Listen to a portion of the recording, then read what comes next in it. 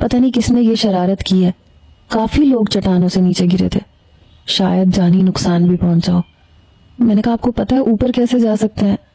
میری بات سن کے کہنے لگا مجھے کیا پتا، میں بھی ایک چٹان پہ گرا تھا اور کچھ دیر پہلے یہاں جلتی ہوئی لائٹ دیکھ کے میں یہاں آ گیا۔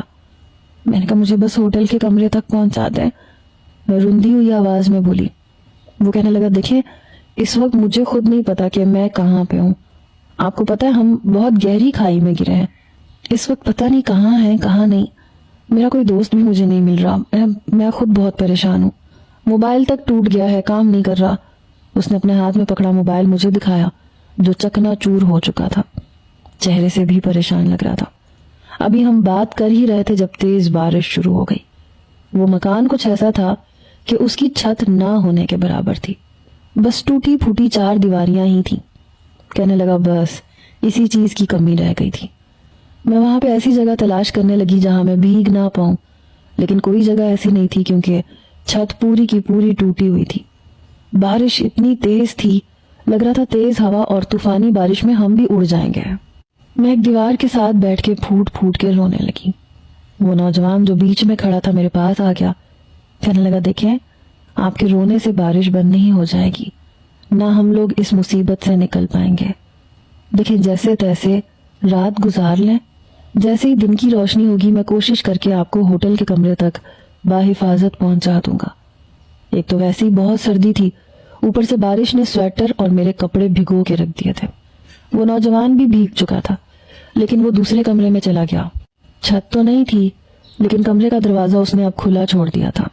میں بیرونی کمرے میں تھی جہاں کہیں دیواریں بھی ٹوٹی ہوئی تھیں۔ میں ایک کونے میں بیٹھ کے رونے لگی۔ اوپر دیکھا تو آسمان نظر آ رہا تھا، برستی بارش میرے چہرے پہ گر رہی تھی۔ سمجھ نہیں آ رہی تھی کیا کروں کیا نہ کروں۔ پھر وہ نوجوان کمرے سے باہر آیا، اس کے ہاتھ میں ایک پرانی سی پھٹی سی چادر تھی، لیکن کافی موٹی چادر تھی۔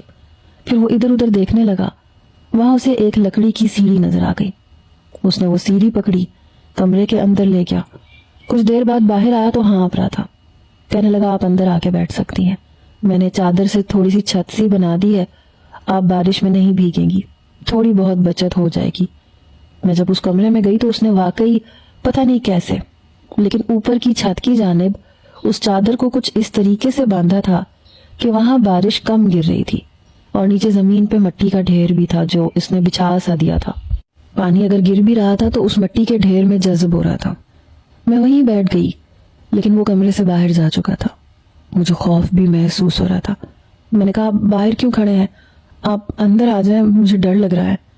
جو ٹمٹماتا بلب تھا وہ بھی شاید بارش کی وجہ سے بند ہو چکا تھا۔ وہ اندر آ گیا، کہنے لگا آپ بے فکر ہو کے بیٹھیں، یہ چاروں طرف سے کور ہے۔ ہاں باہر کی کئی دیواریں ٹوٹی ہوئی تھیں، کوئی بھی اندر آ سکتا تھا، اس لیے مجھے مناسب نہیں لگا کہ آپ باہر بیٹھیں۔ آپ چاہیں تو دروازہ اندر سے بند کر لیں، میں باہر موجود ہوں، میں کہیں نہیں جا رہا، آپ ڈریں مت۔ میں نے کہا تو آپ یہاں بیٹھ جائیں، یہاں بیٹھنے میں کیا مسئلہ ہے؟ کہنے لگا نہیں میں یہاں نہیں بیٹھ سکتا، میں باہر کھڑا ہوں۔ یہ کہہ کے وہ باہر چلا گیا۔ لکڑی کا وہ دروازہ بھی اس نے بند کر دیا، لیکن میں نے اسے اندر سے لاک نہیں کیا تھا، اور لاک کرنے کے لیے شاید کوئی چٹکنی بھی نہیں تھی۔ میں اپنی قسمت کو رو رہی تھی، پتہ نہیں میں واپس کیسے پہنچوں گی۔ بہت زور سے بجلی کڑک رہی تھی، میرا دل خوف کے مارے کانپ رہا تھا۔ بادل جب زور سے گرجتے تو میں اپنے ہاتھ مٹھی میں لے کے دبوچ رہی تھی، آنکھیں بھینچ لیتی تھی۔ وہ رات جیسے میں نے گزاری میں جانتی تھی، پتہ نہیں کب روتے روتے میری آنکھ لگ گئی، ٹھنڈ کے مارے میں کانپ رہی تھی۔ صبح جب میری آنکھ کھلی تو دن کی روشنی ہو چکی تھی۔ میں جیسے ہی باہر آئی تو مجھے وہ نوجوان کہیں نظر نہیں آیا۔ پھر تو میں جیسے پھوٹ پھوٹ کے رونے لگی، شاید وہ مجھے اکیلا چھوڑ کے جا چکا تھا۔ میں باہر آئی، چٹانیں ہی چٹانیں تھی، سمجھ نہیں آ رہا تھا کون سا راستہ کہاں ہے۔ پھر میں نے دوسری جانب دیکھا تو کچھ چٹانیں نیچے اتر کے ایک نہر تھی جہاں وہ نوجوان بیٹھا منہ دھو رہا تھا۔ اسے دیکھ کے میرا رکا ہوا سانس بحال ہوا۔ میں اس کے پاس چلی گئی۔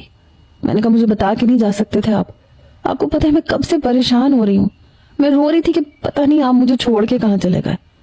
میری بات سن کے اس نے پیچھے پلٹ کے مجھے دیکھا، کہنے لگا میں نے آپ سے کہا تھا نا میں آپ کو باحفاظت مری کے ریسٹورنٹ تک پہنچا دوں گا، तो क्या एतबार नहीं था आपको मेरी बात का? मैंने कहा मुझे क्या पता आप अपनी बात के कितने पक्के हैं और कितने नहीं।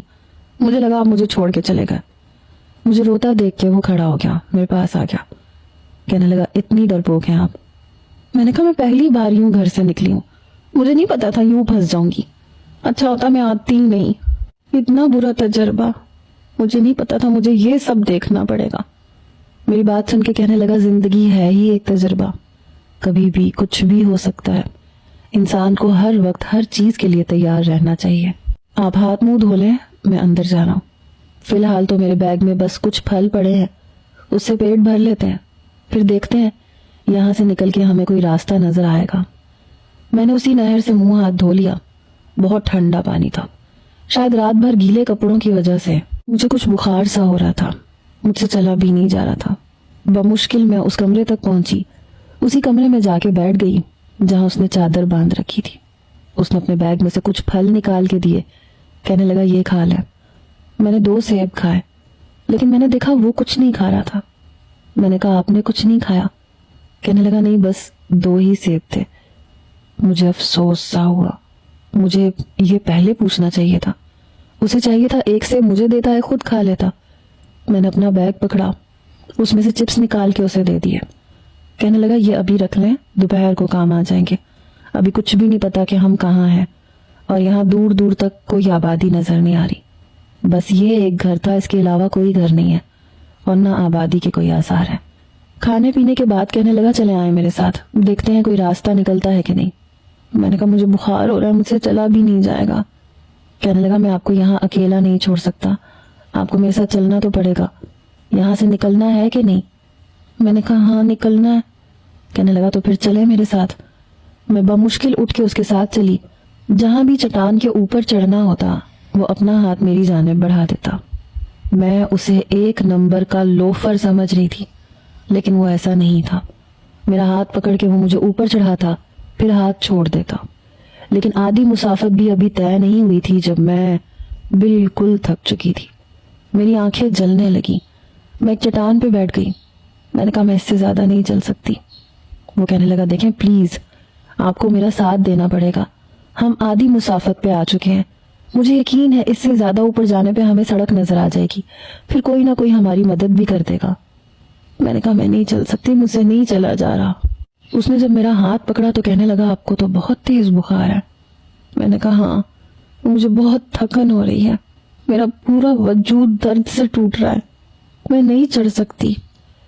वो मेरे बराबर में कुछ फासले पे चट्टान पे बैठ गया। कहने लगा फिर रात यहाँ गुजारनी पड़ेगी, अच्छी तरह से सोच लो। मैंने कहा आपको क्या लग रहा है मैं झूठ बोल रही हूँ आपसे?